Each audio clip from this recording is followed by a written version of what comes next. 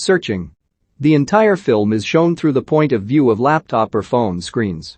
The film opens with a photo-video montage showing the life of the Kim family: David, John Cho, Pam, Sara, Sohn, and Margot.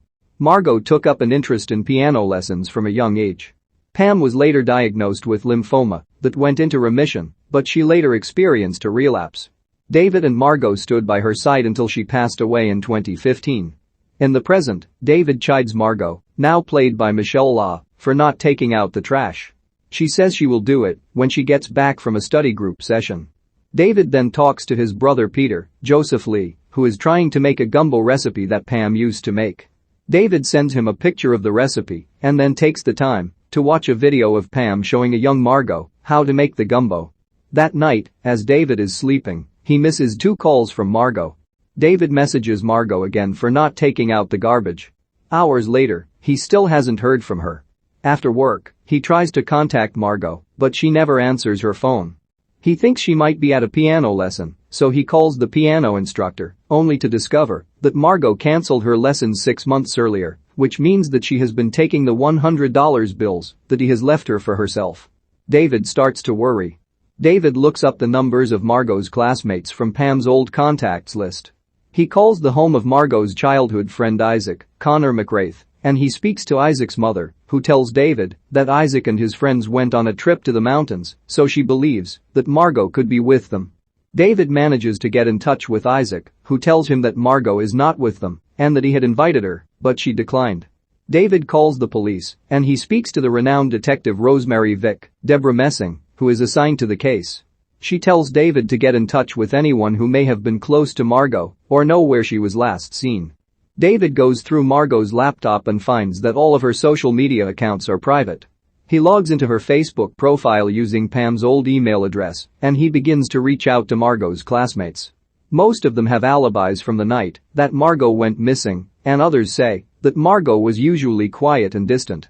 David compiles a chart to keep track of who he has spoken to so that he can show Vic. Vic later shows David traffic cam footage showing Margot leaving a gas station and heading out of town. She also sends him a fake ID that Margot appears to have used under the name Jen Yoon.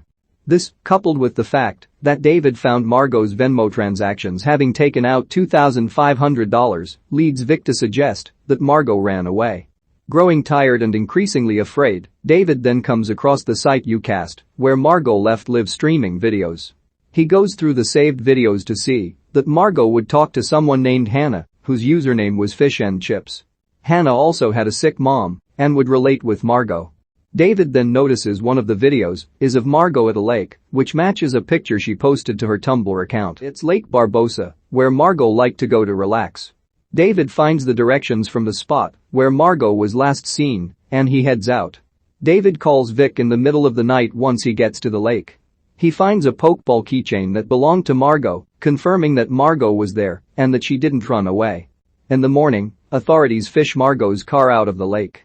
An envelope with $2,500 is there, but Margot isn't in the front or the trunk. A bit of blood is spotted on the dashboard. News of Margot's disappearance spreads, leading to a search party scouring the woods for her. It becomes a trending topic, with some people sharing love and hope for Margot to return, while others mock the situation and accuse David of being involved in her disappearance. One of Margot's schoolmates, Derek Ellis, Reed Buck, who is, for lack of a better term, a douchebag, jokes that Margot is with him and that he's her pimp. David finds out he's at the nearby movie theater after checking in on Facebook, and he goes to confront him, leading to David kicking Derek's ass and breaking his jaw, which patrons record on their phones. Vic tells David to stay off the case because of this. David looks through the photos of the site of where Margot's car was found. Upon closer inspection, he notices a hockey hoodie in the front seat of the car that he recognizes as belonging to Peter. David looks through Margot's messages between her and Peter, which imply that they have been doing something that Peter knows David would kill him for.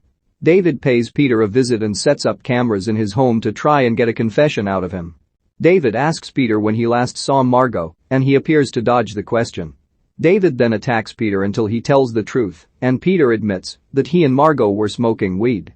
She had caught him at one point and wanted to try it, so they kept it a secret from David.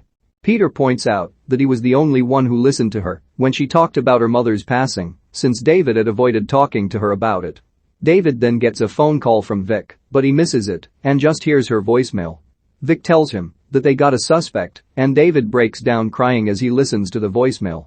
The news reports that an ex-convict, Randy Cardoff, Rick Sarabia, has apparently confessed to killing Margot before committing suicide.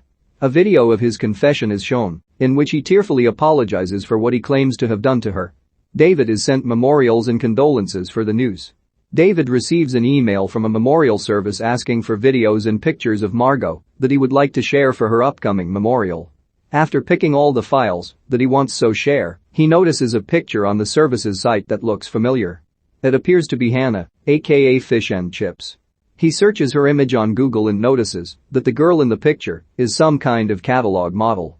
David calls the company that Hannah works for, and he speaks to her, but she has no idea who Margot is or what UCAST is. David tries to call Vic to investigate further since this doesn't add up for him.